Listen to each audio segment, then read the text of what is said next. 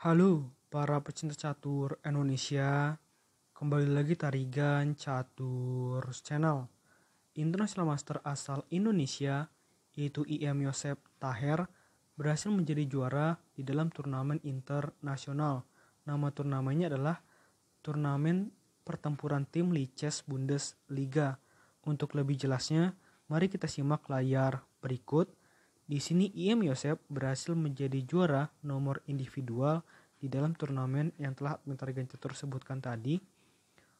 Di sini lebih unggul daripada pencapaian Grandmaster dan FIDE Master yang turut bermain di dalam turnamen ini.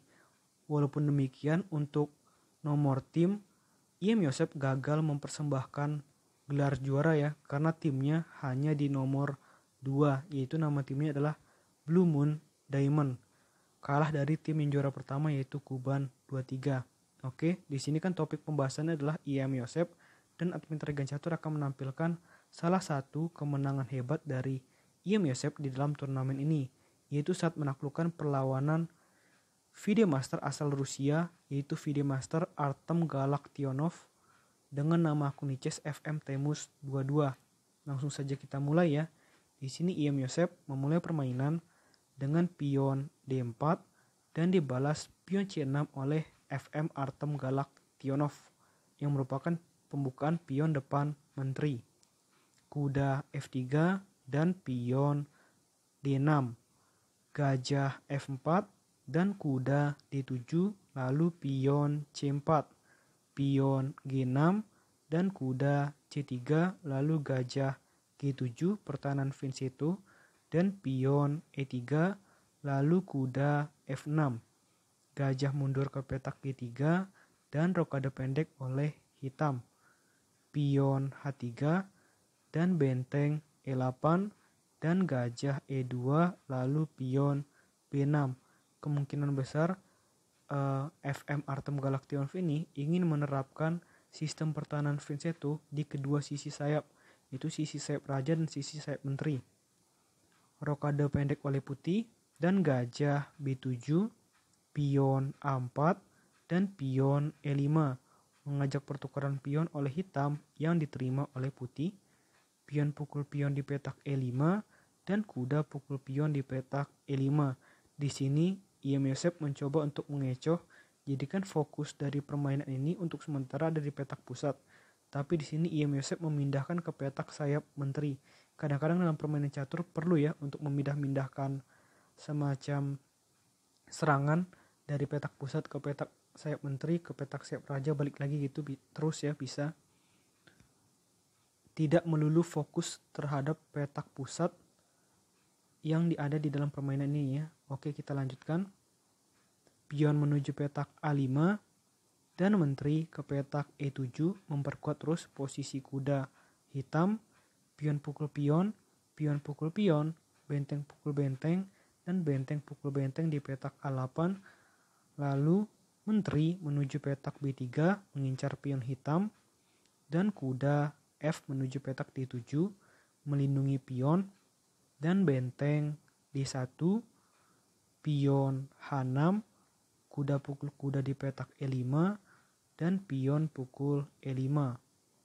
Gajah G4 mengancam kuda hitam 2 kali.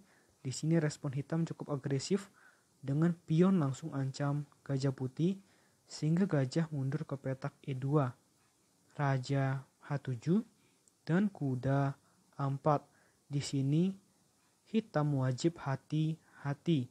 Jika di sini hitam melakukan langkah sembarang, misal langkah sembarangnya adalah pion menuju petak petak G5, yang tujuannya adalah pion hitam nantinya ada di lajur F bisa maju dan mengancam gajah putih dan gajah putih terus mundur.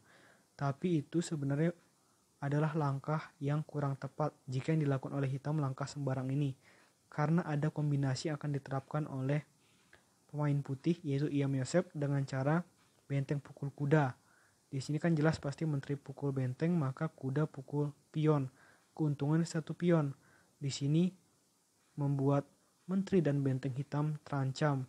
Misalkan menteri mundur, kuda pukul benteng, dan di sini mungkin lebih baik gajah pukul kuda ya. Di sini putih unggul 1 pion di dalam pertukaran tadi. Ya kan? Di sini putih ada 6 dan ada putih ada berapa? Ya benar 6, hitam ada 5. Maka dari itu langkah pion menuju petak G5 tadi tidak disarankan ya. Ini tidak disarankan. Oleh karena itu yang dilakukan oleh hitam adalah benteng menuju petak A6. Sudah tahu dengan metode rancangan yang dilakukan oleh I.M. Joseph. Kuda menuju petak C3 dan kuda ancam menteri. Menteri C2 dan benteng A8. Pion B4 ancam kuda dan kuda mundur ke petak E6. Lalu pion B5 mengajak pertukaran pion, pion pukul pion, dan kuda pukul pion. Benteng C8 dan kuda ancam benteng sama gajah sekaligus, tapi ini bukan masalah sehingga dilakukan langkah benteng menuju petak D8. Di sini terjadi pertukaran yang cukup banyak. Kuda pukul gajah, benteng pukul benteng, menteri pukul benteng, dan di sini FM Artem Galaktionov salah langkah dengan menteri pukul kuda di petak B7 yang membuat I.M. Joseph Thayer unggul secara posisi dan tepat dilakukan dengan menteri menuju D6. Di sini langkah untuk menguasai permainan lawan.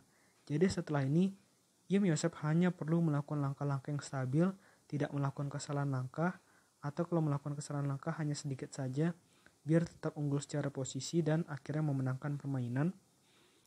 Pion ancam gajah, pion pukul pion, kuda pukul pion, gajah pukul kuda, pion pukul gajah, dan gajah menuju petak D3 mengancam pion hitam 2 kali. Di sini satu-satunya langkah penyelamat dari hitam adalah menteri menuju petak F7, menteri pukul pion, dan gajah F6, menteri D6, dan gajah H4, pion C5, menteri F6, dan menteri skak di petak D7. Menteri menutup dan menteri ke petak G4 yang ternyata menurut analisa komputer langkah yang sangat salah, dan sebenarnya langkah ini ada hukumannya jika hitam melihat.